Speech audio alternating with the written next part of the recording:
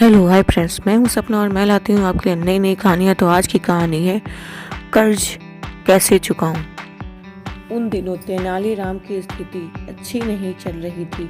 विवश होकर उसने महाराज कृष्णदेव राय से कर्ज लेना पड़ा। कर्ज लेते समय उसने महाराज को वचन दिया कि मैं शीघ्र ही आपका पैसा चुका दूंगा, और इस तरह कृष्णदेव राय ने उसे कुछ पैसे कर्ज के तौर पे दिए। दिन गुजरते गए, तेनालीराम की स्थिति कुछ बेहतर अवश्य हुई, किंतु इतनी अच्छी नहीं हुई कि वह महाराज के कर्ज के पैसे उतार सके। वह कर्ज को लेकर बहुत परेशान रहने लगा। उसे परेशान के दो ही हल थे। एक तो महाराज का कर्ज वो उतार दे, तो किसी तरह उससे उस कर्ज की परेशानी से मुक्ति मिल जाए, और दूसरा हल यह था कि किसी तरह महाराज स्वयं ही उसे अपना कर्ज माफ कर दे। दोनों ही तरह में वो दोनों ही कार्य असंभव दिख रहे थे।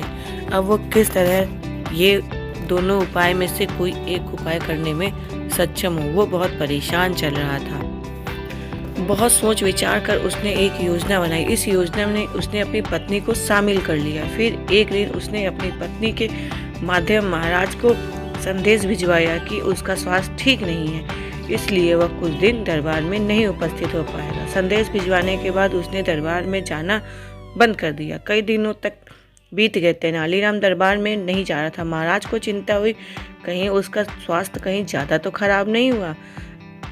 उसने अब सोचने में पड़ गए महाराज। तेनालीराम के स्वास्थ्य की जानकारी उसने लेने के लिए उन्हें घर का भिजवाया। कुछ लोग उनके घर गए और पता करा। एक शाम महाराज तेनालीराम के घर पहुंच गए। पत्नी ने महाराज को देखकर तुरंत कह दिया, तो तेनालीराम ने इशारे से जाकर बिस्तर पर लेट गए, कंबल ओढ़ कर सो गए। महाराज तेनालीराम के पास गए और उनका हाल पूछने लगे।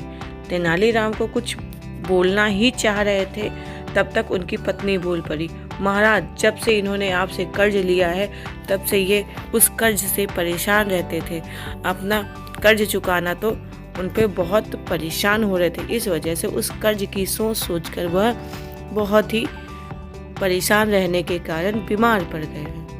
ये आपका कर्ज चुकाना तो चाहते हैं, पर क्या करें, हमारी स्थिति इतनी अभी सुधर नहीं पाई है जितना में हम आपका कर्ज सुधर। ये इसकी पत्नी ने उत्तर दिया। इतना हुआ ही था, तब तक राजा सोचने पड़। कर्ज के बोझ की चिंता इनको अंदर ही अंदर खाए जा रही है। महाराज कुछ उपाय निकाले।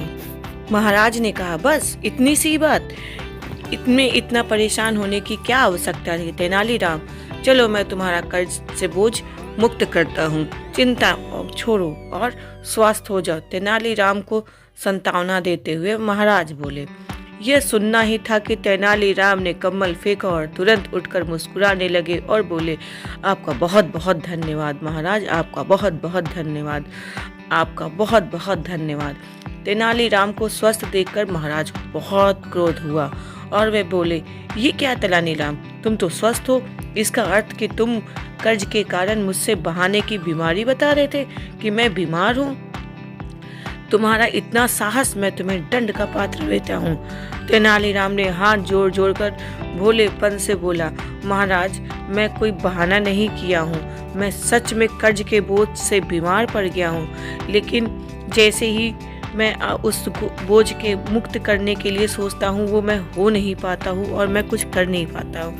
आपने मुक्त किया, मैं स्वस्थ हो गया। जैसे ही आपने कहा कि मैं इस कर्ज से मुक्त हूँ, मेरी सारी बीमारी खत्म हो गई।